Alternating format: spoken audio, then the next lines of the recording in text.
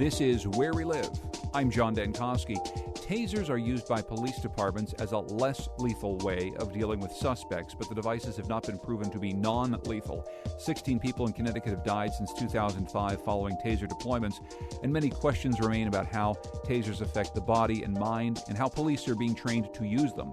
John DiCarlo is an associate professor of criminal justice at the University of New Haven. Whether we have criticisms of them or not, we do have to remember that they do offer a viable alternative to a lethal force weapon.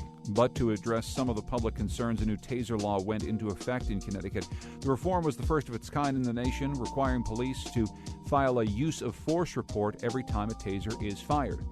Today, Where We Live, we'll learn about how tasers are used. We'll also find out why a controversial condition known as excited delirium has been cited in dozens of deaths following taser deployment. Later in the program, we'll also look to a new study out of Arizona State University to see if being tased can actually affect the way you think. You can join our conversation, 860-275-7266. Comment on our website, wnpr.org/where we live. You can find us on Facebook and Twitter at Where We Live. Joining us in studio is David McGuire. He's Legislative and Policy Director for the ACLU of Connecticut. David, welcome back to the show. Thanks for being here. Thanks for having me again, John. Also with us is Patrick Scahill. He's WNPR science reporter who writes the blog Beaker, The Beaker at thebeaker.org. And Patrick's been following tasers in the news for the last several weeks and months. Patrick, thanks for coming in. I appreciate it. Hi, John. Why don't you tell us about this new taser law, Patrick? Sure. So as you were saying, this is first in the nation, and it's really an effort to sort of standardize reporting after tasers are deployed on individuals by police officers. So there's a few parts to this. First of all, the law it's very thorough, and essentially it requires, as I said, after a taser is deployed, for a report to be filed with the state that logs the individual's race, age, height, weight, the individual who was tased. It also details how the taser was used, the mode in which it was used, which can be, so there's basically two. You can deploy the prongs into someone from a remote distance or drive stun them, and kind of think of that as like a cattle prod, where an arc passes across the top of the taser. How many times it was used, and then there's also some medical information that is in there as well, whether or not the person was injured, if medical assistance was provided. So all that then gets sent to the Office of Policy Management, and the idea is, I think by January 15th of next year, this will start to become available online. So each department in the state, you can go on and look to see how many times they deployed the taser, how they used it, who it was used on, stuff like that. It's interesting. A law like this, David, coming up now, an awful lot of what Patrick just said, I would have just assumed was already on the books. I mean, we've known for years that police, when they fire a shot from their gun, they're responsible for the bullet. There's a chain of custody. You have to explain why you fired the weapon, but there hasn't really been a law about tasers in the same way? That's right. So it was a completely unregulated field. What we ultimately did at the ACLU was put out some information about the number of people that have died after being tased. When we started doing this work back in 2010, that number was 8. We're now up to 17 in Connecticut. So in the past decade, 17 people have died after being tasered by police. It took 4 legislative sessions to get this piece of legislation through that Patrick just summarized. It is first of its kind, and I think that data set that will become available January 15th of next year will be looked at by policymakers in Connecticut and researchers across the country, because it will be the first large data set with detailed data about taser use. Well, and one other component of this data set, too, that I should have mentioned, every time a taser is deployed, the actual weapon, there's data on the weapon about the duration, actual physical data that comes from so this is not an officer's report of what they did. It is, objective data from the actual device itself that accompanies the report as a separate attachment. A digital download, right? Yes, a digital signature of the taser, essentially. So in theory, because of the way the taser actually works, you'd be able to get that sort of information in a way you wouldn't be able to get from an officer, say, handgun that deploys. You're able to really download direct information. Not to get into the details too much, Patrick, you described it slightly.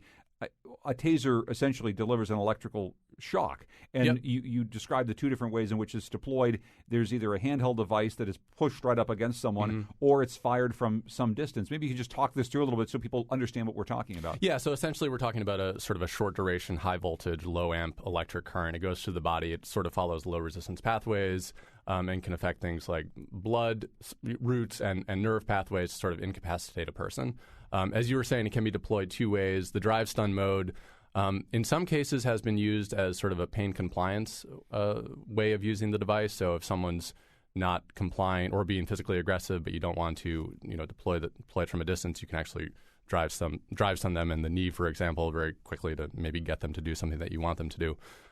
We should say, too, in the majority of cases, tasers are used correctly. They de-escalate situations in a way that both preserves the safety of the person, of the person who's getting arrested, ultimately, and the officer. And they usually don't result in people dying. These are devices that are deployed tens of thousands, if not more, times all around the country by all different types of departments. Usually they work right. Where the issues arise is where they're not falling into the right spot on the use of force continuum. When an officer is not using them in the right way, and maybe using them on a person who's experiencing other issues like mental health issues or substance abuse issues. How would we know, David, if someone's using it in the right way? What guidelines are there for training? How do we know what police are supposed to do with a taser if they're going to deploy it? Right. So Taser International themselves, a huge multi-million-dollar company, they put out guidelines of where to and not to tase people. So, for example, they say not to tase someone in the chest. Several of the people that have died after being tasered in Connecticut were tased in the chest. They also say that you should take breaks in between tasing and reevaluate whether that person needs to be electrified again. Things like that should be followed through on. The other very significant piece of the legislation, aside from the data collection piece, is the fact that there are now model policies that every department needed to adopt a more stringent policy. The biggest piece of that policy that we think is a big victory is that it prohibits the use of a taser on someone that is merely passively resisting. So that's someone that's not obeying a command from an officer but is not acting aggressively, is not holding a weapon. A lot of the people that have been tasered, unfortunately, in Connecticut and later died were passively resisting. So that's a real issue. So those surrounding circumstances make the difference. We're going to hear from a researcher later on in the program who's studying how tasers may or may not affect your cognitive ability. But he's been tased himself, and he's worked with and around tasers for some time. And the thing that he told us, David, is that every subject he's seen reacts somewhat differently. He's noticed people who crumple to the ground and immediately start crying. He's also noticed people who, as soon as the taser deployment ends, they're amped up, they're excited, they're almost like ready for more. And so there's a variety from at least this researcher's experience in the impact that they have. And how exactly does that play into any of the rules, regulations, or guidelines that we should have around this? Well, another piece of the model guideline, which is very significant, is that anyone that's tasered has to get prompt medical evaluation. And then there's also a list of potential outcomes that should result in the person going to the hospital. Ultimately, that's what we think is the biggest safety precaution that can be taken. When someone's tasered, you get them treated by someone that can evaluate whether there is some need for further medical assistance, and also to remove the barbs. I mean, we've gotten intakes at the ACLU of people that have been barbarically treated after, when the barbs are pulled from their skin and their clothing. So, it's a complicated issue. We're not calling for a moratorium or a ban. We think that this data collection will modify behavior on the part of police somewhat, and will give us the tools to see if further reform is necessary.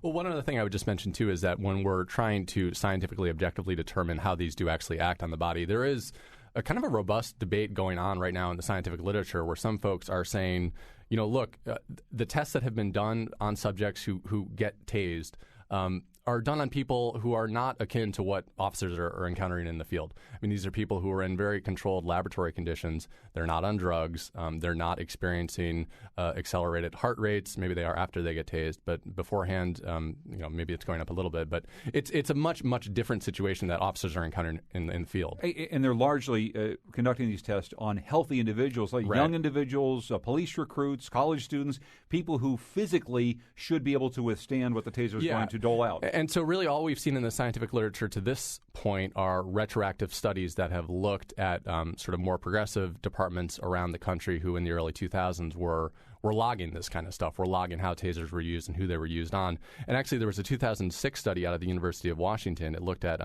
75 cases of death following a taser deployment. And they found in this study that there were traces of drugs in about 80% of the people who died. And more than 50% of the folks who died following a taser deployment had some sort of cardiovascular disease. So obviously that raises a lot of questions about sort of what officers are encountering in the field versus what we might be gauging in laboratory conditions when we use these types of devices. But there's a lot of things that you can tell about someone as far as their behavior. You probably aren't going to know as a police officer about their cardiovascular health or whether or not they have a family history of some sort of heart disease. David, did you want to jump in? But the vast majority of the cases where someone was tasered and died in Connecticut, it was a medical crisis call that initiated the contact, or they knew that the person did have some kind of a substance abuse issue at the time of the tasering. So I think those are all factors that need to be taken into consideration. The model policy that I keep going back to also has several vulnerable classes of people that police should be wary of tasing. And those are, people with medical issues, small people, elderly people, children. But people that are clearly under the influence of a drug are also on that list. So I think officers are getting the training. The other piece that I think can help is that crisis intervention training, having officers understand how to deal with people and de-escalate situations of crisis around mental health and drug addiction. I want to get to a specific case here, and we're talking with David McGuire from the ACLU of Connecticut. Patrick Scahill, WNPR's science reporter who writes the science blog, thebeaker.org. We're looking at some of the science and also policies regarding taser use in Connecticut. You've been covering a case in Branford, Patrick, where a 41-year-old man was tasered and later pronounced dead. What can you tell us about the case? Well, so this was a case that began essentially with mental illness. This individual, his name was David Werblow. In March, he called 911. He was requesting transit to the hospital for a psychiatric evaluation. A police officer showed up to the house. Mr. Werblow fled, and he ultimately ended up trying to break into a police cruiser. He was walking into traffic at one point, and ultimately he got into an unlocked car. So there was a report that the state's attorney's office in Waterbury put out about this incident, and it gathered testimony from officers, witnesses. There was body camera footage that was put in there as well. And the report also says that the officer told Werblow to comply with his commands at least 40 times before he began tasing this individual. We should say Werblow, he was a large individual. He was a white man. He ultimately got shocked about 7 times, was found not to have a pulse. CPR was administered, an ambulance was called. He was brought to the hospital. He later died. And Maureen Platt, the state's attorney for the District of Waterbury, determined that the officer acted correctly in this case. But again, this is a scenario that's obviously extremely complex, and began again with a mental health issue. Yeah, you want to pick up on that, David? Yeah, I mean the issue with David Werblow, I don't know all of the facts around it, but I know that it was essentially he was tasered for refusing to exit this parked car. This is one of the last 3 taser deaths in Connecticut that was ruled a homicide by the medical examiner. So for us, that's really something positive. The police are starting to understand, as well as medical examiners, that these can be the result of a homicide. So in that case, they found that the physical altercation along with the electric shock during his schizophrenic episode likely caused his death, deeming it a homicide. So we're hoping that this evolution and kind of move away from the excited delirium issue will kind of make people a little bit more cautious in using these devices on people with mental illness. And when we come back after the break, we're going to be talking about this issue of excited delirium, what exactly this means. This is a diagnosis that has been used many times surrounding taser deaths. We're talking today with David McGuire from the ACLU of Connecticut and Patrick Scahill, our science reporter. We're talking about tasers, and you can join us 860-275-7266. This is Where We Live.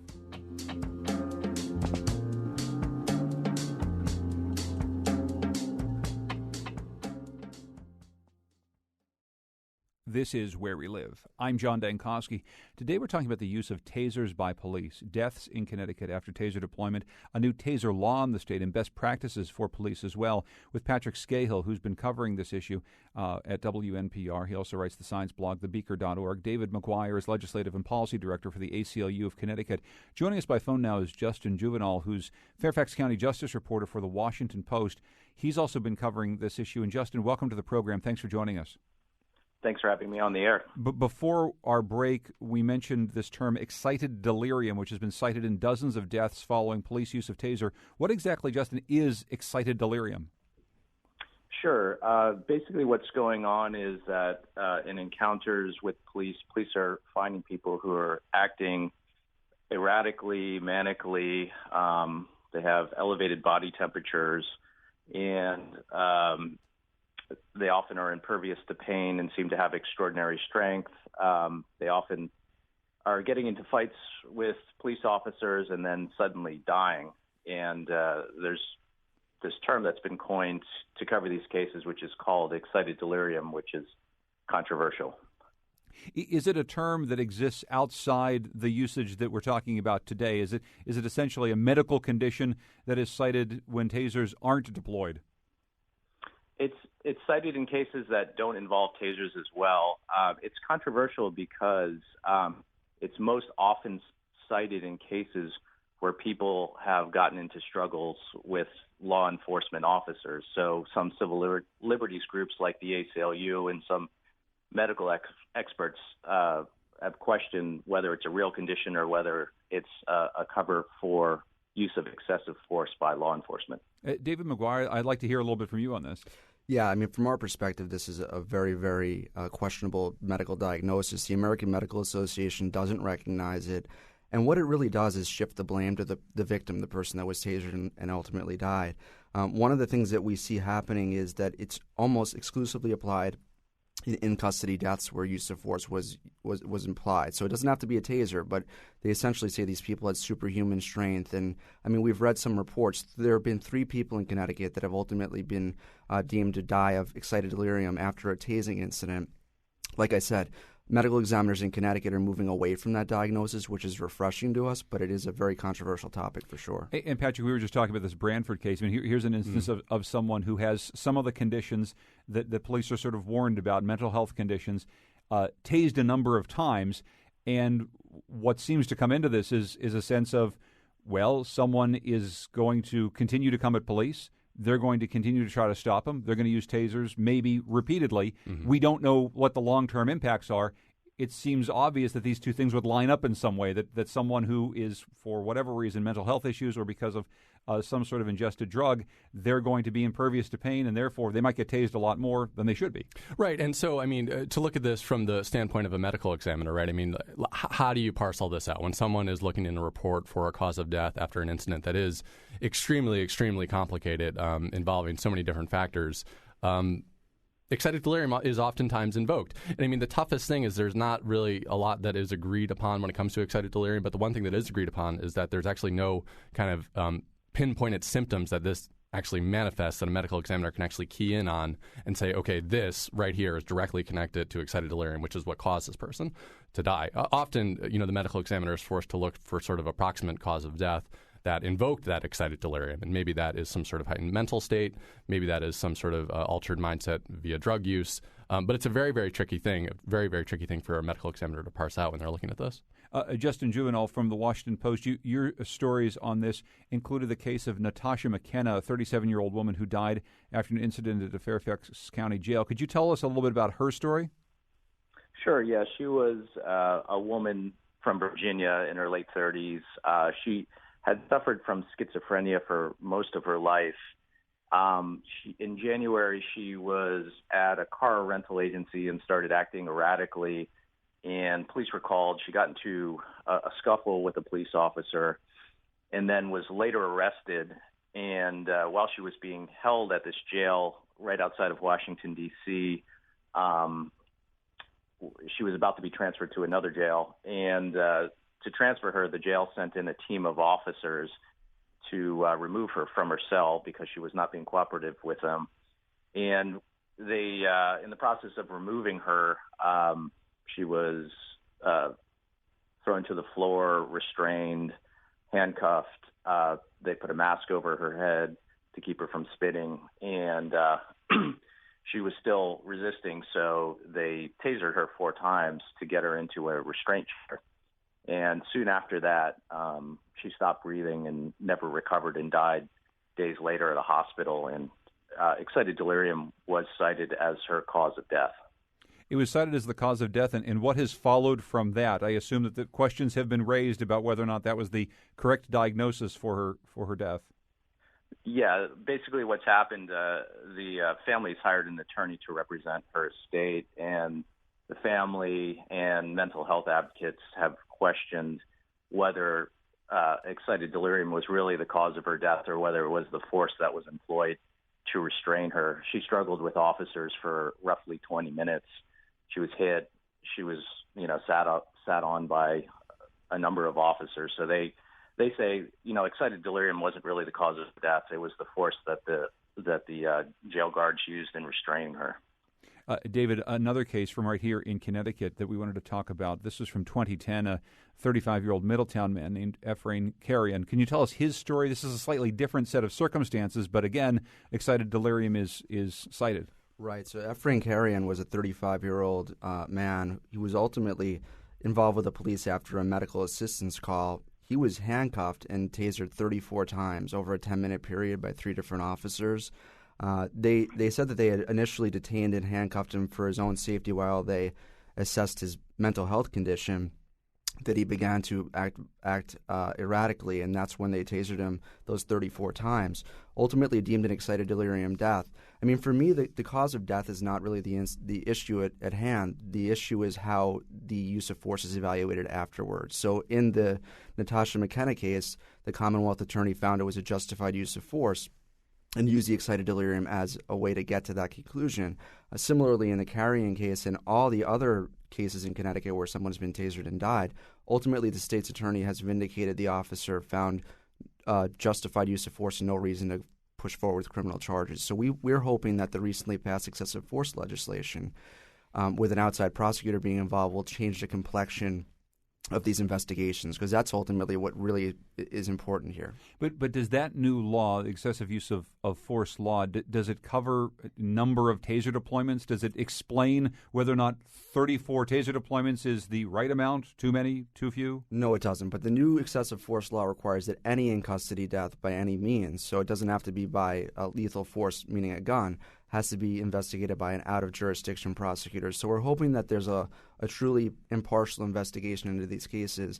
That's what we need to reestablish trust in both police and the use of tasers by police. And this seems like an important thing, Patrick, just really getting to the basis of how these things are happening and really understanding the science behind why someone may have died, whether or not it had to do with tasers or something completely different. Right, and I also think, in a scenario like this, when a law is set, this is actually a good example of the law sort of dictating how training might eventually spill out at these different departments. I think in an ideal scenario, an officer is going to meet one force with the next level of force, and maybe if it's a person that has a knife, they meet that with a taser. They're not going to be using a taser in a scenario where, as David was saying earlier, someone is sitting on the ground passively resisting a verbal command. So this is a scenario where this new law hopefully can set some sort of training baseline and encourage departments around the state to do this stuff better. We've talked a lot in the last year about body cams on police, and the ACLU is looking at taser cams. David, could you tell us about this? Right. The real benefit of taser cams that are better, the reason why they're better than body cameras is because they automatically activate. So when the taser is pulled from the holster, this automatically shoots HD video and audio, which gives a real picture of what's going on. So we're advocates of that. It's an add-on cost. Taser International offers it as a package when departments buy the tasers. So we're hoping that this data that comes out next year will give us some good grounding to ask for these taser cameras to be installed. Would it help to have national standards on this stuff? Obviously, if there's a lot of money that's going to have to go to police departments to buy, whether it's body cams or taser cams, the money's got to come from somewhere. Does some sort of a national standard make it a lot easier for money to flow for something like this? It does. But the issue with all these reforms is ultimately the follow-through. So we have received all but 4 of the new taser policies from departments. And sadly, most of them miss the mark in one sense or another. So there are many requirements: the medical attention, the passive resistance prohibition. So we're working with the departments to make sure that they comply. Ultimately, you need to make good policy and then have a culture change and make sure that policy is complied with. Justin Juvenile, what's been the reaction in Fairfax County and in Virginia to some of your reporting? How has your state responded to some of this? There hasn't really been much of a response on the state level. There's been a lot of concern about Natasha McKenna's death and the way she was treated in the jail. There's been a lot of discussion around mental health issues in the large population of people with mental health issues in jails. There hasn't been as much discussion around the use of tasers in Virginia.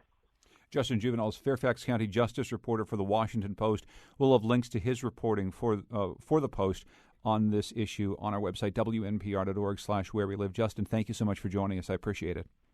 Thank you. We just have a minute left, David, and we've talked a few different times about mental health.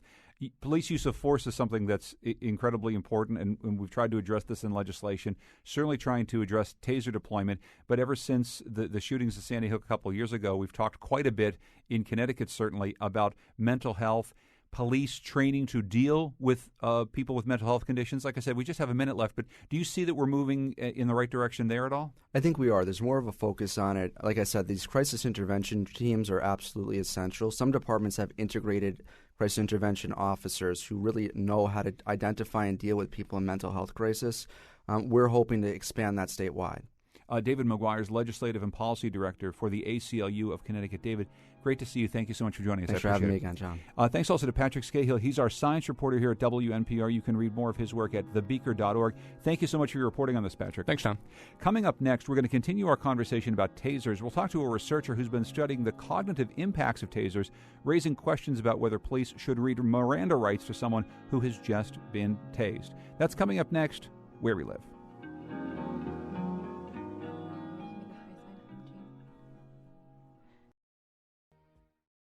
This is Where We Live. I'm John Dankosky. Coming up on Monday's show, America has seen a renaissance in storytelling of various forms, especially right here on the radio.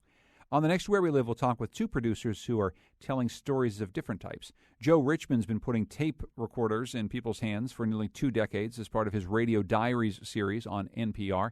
Our own Jay Holt is gathering stories from local residents for the Words to Give By project. We'll hear from both of them and hear a lot of really fascinating voices. I really hope you can join us on the next Where We Live. Today in our program, a look at how police use tasers. A new study out of Arizona State University suggests that officers should look a bit more carefully at how quickly they question a suspect after firing a taser. Joining us now to talk more about the research is Dr. Michael White. He's a professor in the School of Criminology and Criminal Justice at Arizona State University. Dr. White, welcome to Where We Live. Thank you. Happy to be here. First of all, what turned you on to this particular research topic? What were you looking for in this study of how tasers work? Well, I had been doing research on police use of the taser for several years, focusing on a variety of outcomes, effectiveness, and things like that. And essentially, I was approached by the company themselves, Taser International, about this particular question. There had been several court cases that had come up where defense counsel in court had raised questions about the impact of the taser on cognitive functioning and specifically whether the impairment that might be caused by the electricity from the taser could render a Miranda waiver invalid. So the company was a little bit concerned about this issue. So basically I took their idea, their concern, and sought funding to carry out this grant, and I received a grant from the U.S. Department of Justice to do the study. So to be clear, you got the money to do the study from the U.S. Department of Justice, not from the taser company itself. That's correct. So I wanted to be clear that this was an independent study. There was no bias. That's important. So tell us about the study that you devised and how you made it work. There were 2 phases to the study. The first part of the study was a pilot study. For the larger study, we conducted that at Arizona State University. It was a randomized controlled trial, so it was a very rigorous study. And we recruited undergraduate ASU students to participate in the study. And we had very rigorous criteria for admission into the study. They had to be essentially in top physical and mental health, no drug and alcohol use. And once they passed all of the screening criteria and were admitted to the study, they were randomized into one of 4 groups. There was one group, the baseline group. If a student was randomized to that group, they didn't receive any treatment or intervention at all. There was a taser exposure group. The students in that group did, in fact, receive a 5-second taser exposure. We had a group where we tried to mimic real-world conditions. Typically, when someone is tased in the field by a police officer, they've been involved in some sort of exertion, whether they're fighting the officer or running. So we had a condition where we asked participants to punch a heavy bag for 30 seconds, and that was to mimic the exertion that typically occurs. So that was the third group. And then the fourth group involved a combination of the two. The lucky contestants, as I call them, for that final group, punched the heavy bag for 30 seconds, and then after that received the taser exposure. And we administered our battery of cognitive tests at 6 different points in time, both before and after the participants received the treatment, whatever treatment they were randomized to receive. And so what did you find, and what of these findings surprised you? The participants in the two groups that received the taser, both the taser by itself and the taser in combination with the exertion, the participants in those two groups experienced statistically significant declines in cognitive functioning, particularly in one area which involves short-term memory and auditory learning. And the decline that the participants in those groups experienced was, like I said, significant, much larger than the exertion-only group. And the other piece was that we did testing at the 1 hour point after they had received their exposure, and by the 1 hour point, all of the participants, or nearly all the participants, were essentially back to their baseline. So what we found was that the taser exposure caused a statistically significant decline in this measure of auditory learning and short-term memory, and it was a short-term decline. By the 1 hour point, the effects of the taser had worn off. So what should we know from the fact that the participants in these studies were either police recruits or young, healthy college students, people who weren't on drugs, weren't drinking? They were essentially really fit people who were taking these tests. Is there something that we should know about the results regarding the people who were actually studied here that maybe when we take this information to the real world, we should use with a grain of salt? What you said is completely accurate. The individuals that participated in our study could not have been healthier. They were young, physically fit, well-educated. Essentially, they're the exact opposite of the people who get tased in the real world by police. And the reasons for that were, it involved university regulations and protections of human subjects. But the point that I've been making is that if we're seeing this decline in a population that is young, that is educated, that is healthy both physically and mentally, I argue that any declines that occur in a population that is physically unhealthy, that is under the influence of drugs and alcohol, that has a history of mental illness or is mentally ill in a crisis, the effects are going to be exacerbated in that kind of population because you have the effects of the electricity then in combination with all of these other things in unhealthy individuals. We're talking with Dr. Michael White. He's a professor in the School of Criminology and Criminal Justice at Arizona State University, and he's done studies on whether or not tasers can actually change the way and the ability of people to think. It raises a lot of questions about Miranda rights. When one has read their Miranda rights during an arrest, what might that mean right after they're tased? So what have been some of the outcomes, and what have you heard from people in the industry or in the world of law enforcement? Obviously, you said the taser company was somewhat concerned about this, about some issues surrounding it. I'm sure police and law enforcement around the country are concerned. What are you hearing after the study came out? My colleagues and I have presented these findings in a number of different settings, and in all of those settings, when we've had police leaders in the room, police chiefs, they've been very interested in the findings because, we're talking about critically important constitutional issues. When someone is detained by police and has read their Miranda rights, there are very strong constitutional protections for that person. They have to understand the rights that are read to them. And if they waive those rights, as most people know who watch TV and the movies, if they waive those rights, anything that individual says can be used against them in further court proceedings. So these are really, really weighty issues, and I think police are aware of that. The other thing that's come up is that I think there's a lot of variation in real-world policing in terms of when Miranda rights are read. So in many cases, the Miranda warnings might not be read at the time of arrest. They might not be read until hours later when a detective is interviewing a suspect. So the other point that I've made is that the findings show that this impairment that occurs really only lasts for about an hour. So what my colleagues and I have been talking about is what are the disadvantages for police if they're taking someone into custody? What's the disadvantage of just waiting 1 hour?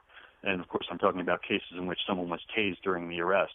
Are there major issues or disadvantages that occur because they may wait that 1 hour point? And most of the police that I've talked to don't seem that that's the case. They don't think it would hinder their investigations in any way. So generally, the police leaders that I've talked to have been very interested in the findings and have thought about ways that they can incorporate that into what they're doing. Another thing that my colleague Patrick Scahill, who's been taking a look at tasers and how they're used here in Connecticut, he joined us earlier on the program. Another thing he's looked at is instances in which tasers are deployed multiple times in one scenario. So the test that you did is a 5-second exposure to a healthy person. Patrick is finding that sometimes people are tased 2, 3, 4, 5 times, one right after another. Can you glean any information at all from either this study or from your past study of how tasers are deployed about multiple uses and how that might interface with some of your findings about long-term or short-term cognitive delay? That's an excellent point, because the effects of the taser are debilitating for 5 seconds. I know I've been tased. It is extremely painful for those 5 seconds. There's very little that you can do. But as soon as that 5-second period ends, and I witnessed all of the participants in our study get tased as well. As soon as that 5 seconds is up, physically, an individual is basically back to normal. So if someone is fighting with police and then gets tased, generally police have that 5-second window to get that person into custody. But if they're not able to do that, it's likely that that combative person could start fighting again as soon as the 5 seconds are up. So I think it is fairly common with resistive suspects that it won't be just one exposure.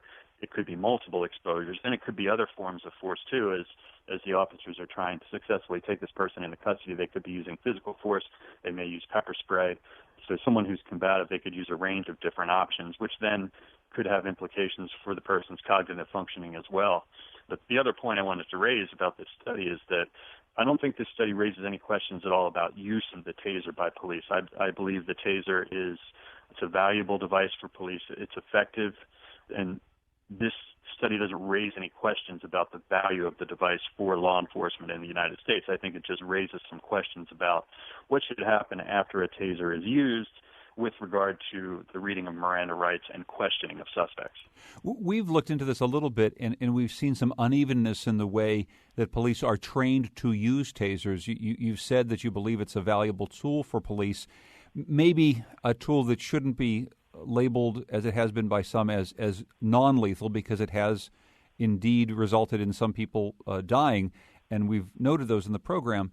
But I guess I'm wondering if you feel like the training for police in the use of a device like this is sufficient, given some of the things you found not only in this study but in your previous work. Yeah, I think you're right, John. There is a lot of variation in departments' use of the taser in terms of training, in terms of where they put it on their use of force policy. There are national guidelines now. The International Association of Chiefs of Police has a model policy that I think departments would be well advised to follow. And it has some restrictions on when the taser should be used. And essentially what the IACP model policy says is that the taser should only be used against combative suspects. It shouldn't be used against someone who's not physically resisting. So you have someone who's basically just not following verbal commands. The model policy says that it's not appropriate to use the taser under those conditions. The model policy also cautions departments on using the taser against vulnerable populations, the elderly, the young, pregnant women. And, of course, it's difficult for police to know about whether someone's mentally ill or under the influence of substance abuse, but individuals who are mentally ill and in crisis are also at risk of having a negative physiological response to being tased. So there are some national guidelines that departments should follow, but I think you're right. I think there's still quite a bit of variation in departments, and I think we need to keep in mind that there are close to 18,000 police departments in the United States, and the latest figures I saw indicate that about 16,000 of those deploy the taser in some fashion. So we're talking about near saturation at this point. Almost every police department in the U.S. issues tasers in some fashion to their officers. So I think the question you raise about uniformity is an important one, and we need to keep moving in that direction. A last thing for you, Doctor, and you mentioned this briefly, that you have yourself indeed been tased. I'm hoping, actually against hope, that I'm able to make it through this life on Earth without having ever been tased. So I'm going to take your word for how it feels. You said it's extremely painful for the time it's being deployed. What else can you tell us about what happens to the body, what you feel when you are hit with a taser? Well, what I can tell you, John, I've seen about over 100 people tased now, and the responses that people have are extremely varied. I've seen people who are really affected both physically and emotionally by the taser exposure. Alternatively, I've seen people who are essentially back to normal. They're almost supercharged. They're excited. They're euphoric almost. So the variation in responses is pretty amazing. And then, of course, if you add in the real world conditions, people who are under the influence of drugs or alcohol, mentally ill and in crisis, I think that can also have a significant impact on the effects of the taser exposure. And, anyone who goes to, on YouTube and starts looking at videos, you can see that some people in real-world situations have essentially been unaffected by the exposure. And some of that may be related to, both prongs don't penetrate the body or they don't penetrate clothing, and there are reasons why the full shock might not be delivered. But there's a whole lot of variation in how people respond to the taser exposure, both in laboratory settings like the study I ran, but also in the real world. Dr. Michael White's a professor in the School of Criminology and Criminal Justice at Arizona State University. We'll be putting links to his study that we've been talking about at wnpr.org/wherewelive. Dr. White, thanks so much for joining us. I really appreciate it. My pleasure. Our program is produced by Lydia Brown, with Tucker Ives, Betsy Kaplan, and Josh Nalea. Our technical producer is Kyone Wolf.